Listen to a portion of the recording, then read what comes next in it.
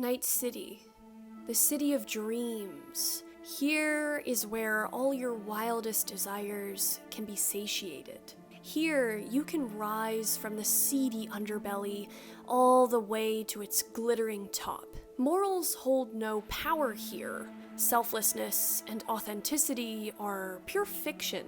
Greed and lust are not aspects of ourselves to keep in check.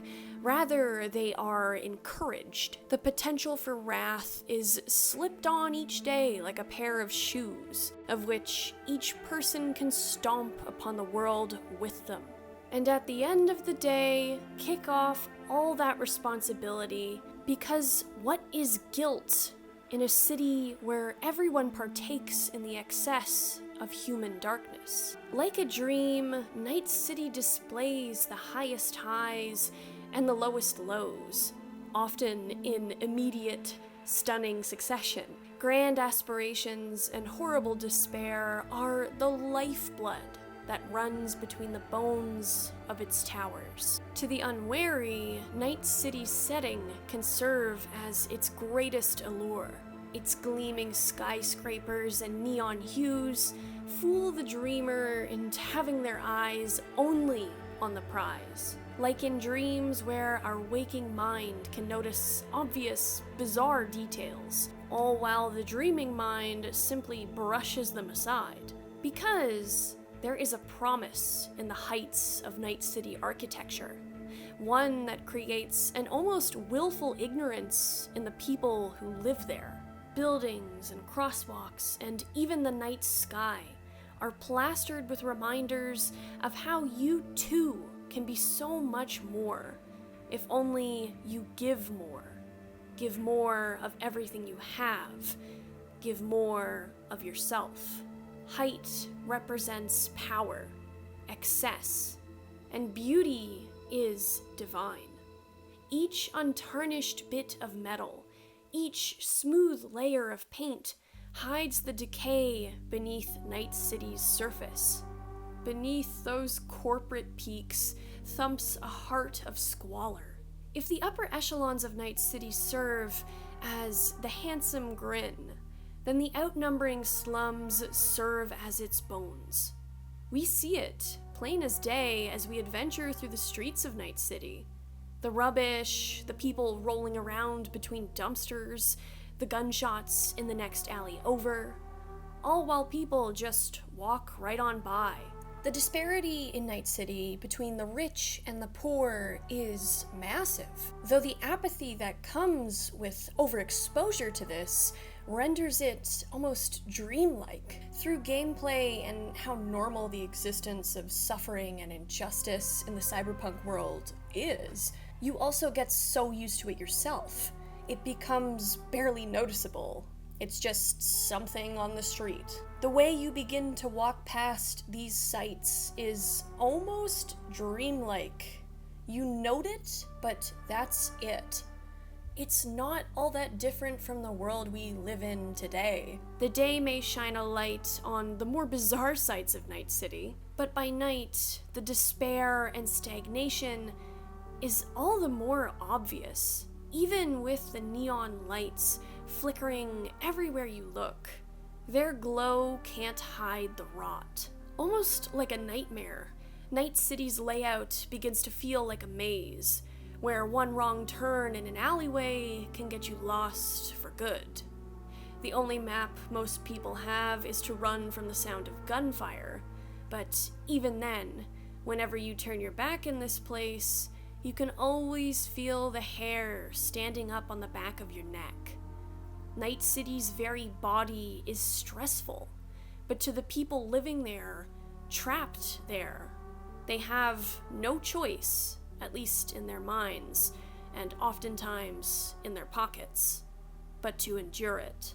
The top of Arasaka Tower has lured many to their demise. Countless dreamers have nearly reached the top, only to be buried deeper than ever before, beneath the weight of their ambitions. And the system is all built to enable it.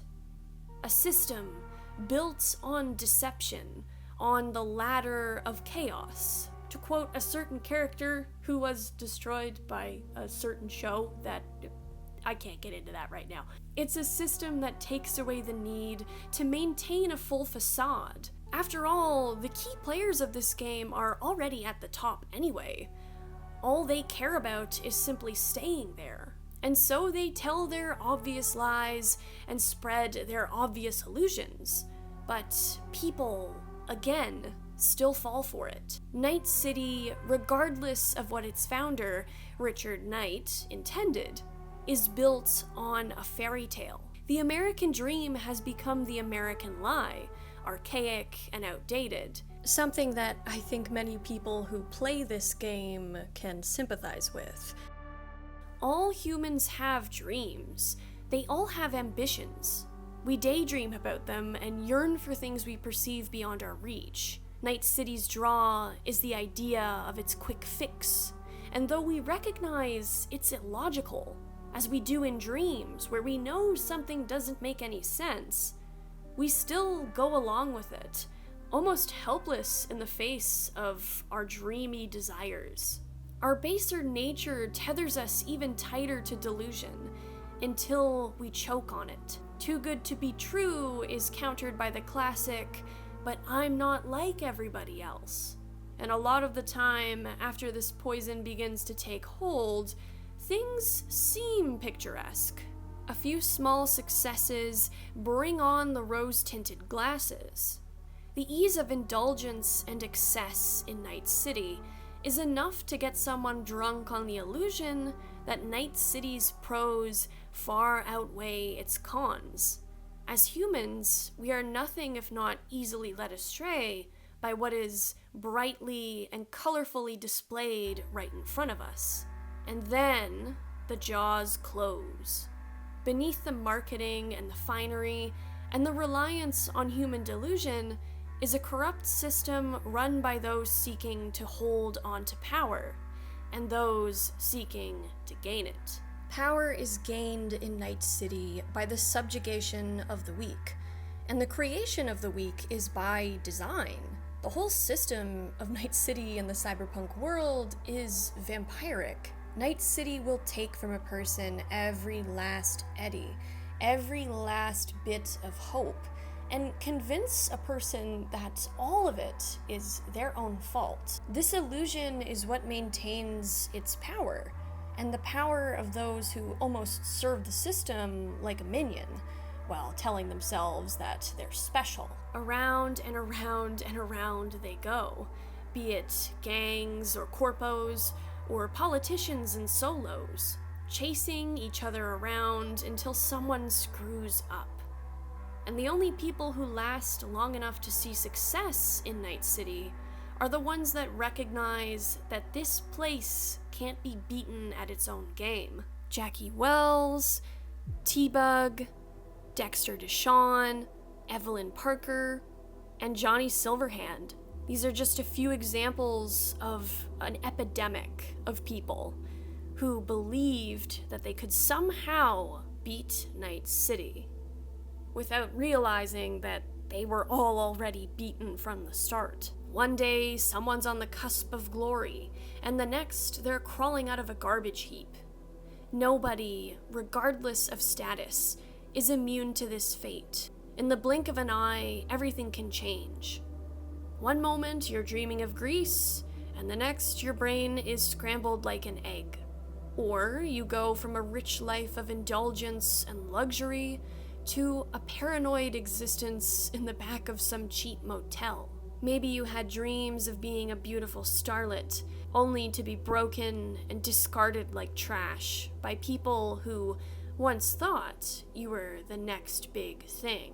Life in this dream world is unpredictable, except only in its habit of going badly for those who try to fly too high. Those who think they can outsmart and outplay the very soul of the game they're playing quickly learn it doesn't take kindly to hubris. Its wrath is slow and steady and almost always poetic. But even then, there will always be droves of people who never learn from these stories. To everybody who has ever dreamed, they are the protagonist of their own tale. Surely they're different. The only people who do survive are those who somehow, be it through their own strength of will or a sheer stroke of luck, wake up from this dreamscape. For people who see the world around them for what it truly is, there's a chance at escape. Leaving their dreams behind and escaping the nightmare is the only thing that can save a person from themselves. Whether those dreams were simply revising the ways of this hellhole in a quest of misguided justice, or in pursuit of what it was said to sell. Dreams are interesting in the sense that they're almost always focused on conflict, not necessarily sensical conflict. The problem structure is an observation as remarkable as it is simple, that fiction, across all human cultures and all mediums, always naturally gravitates to the same conflict-centric structure. While other artists have tried to break this structure in the interest of, quote-unquote, graduating written art to its next level, it's never really worked out all that well. Human art thrives around conflict, in the same way our minds focus on conflict.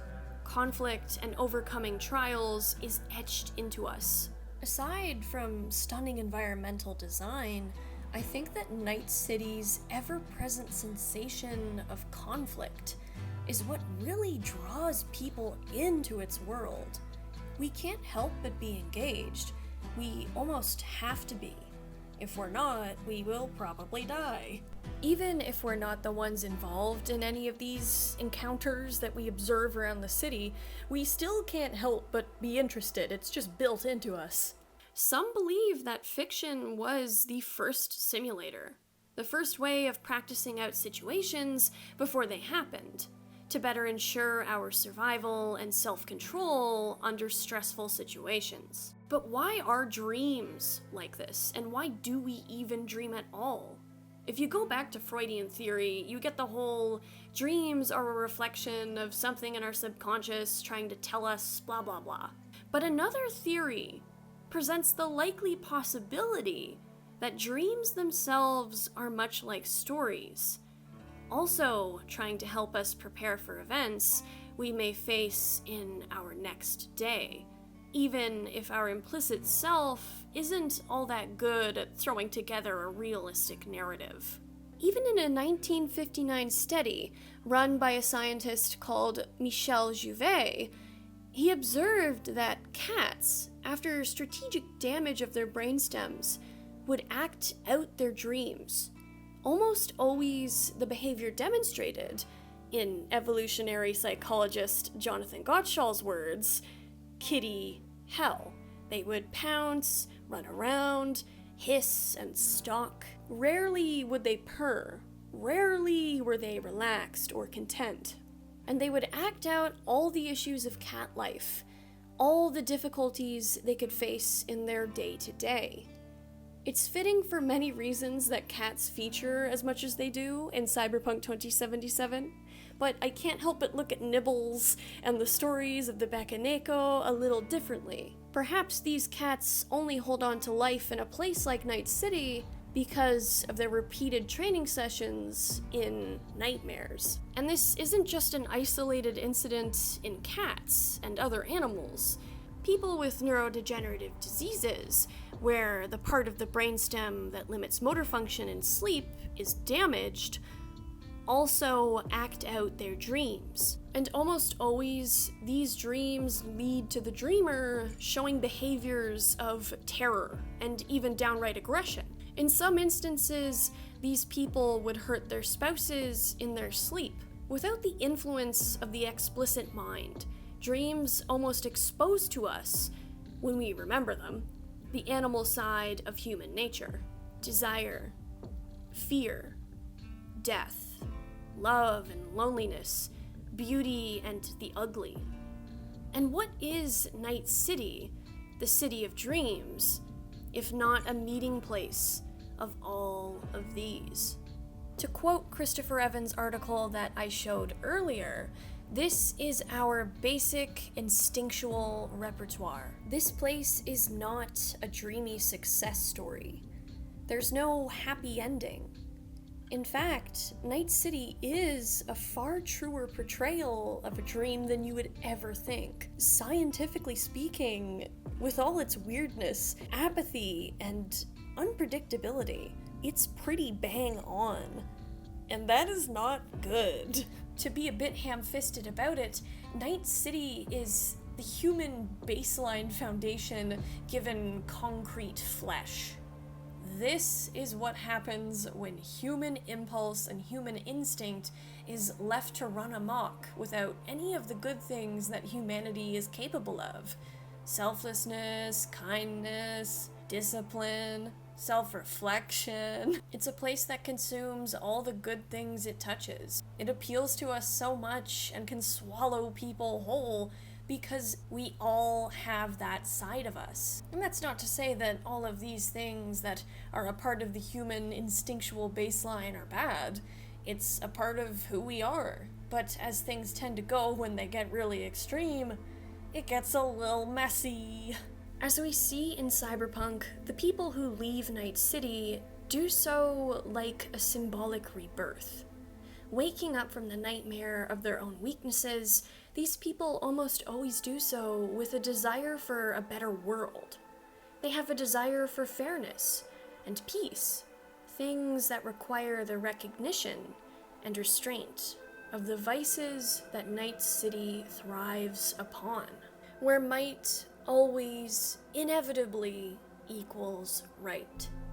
Everybody here is terrified in this permanent state of feline hell. Cyberpunk's world isn't that of a mere fantasy. It's a dark mirror of our own reality.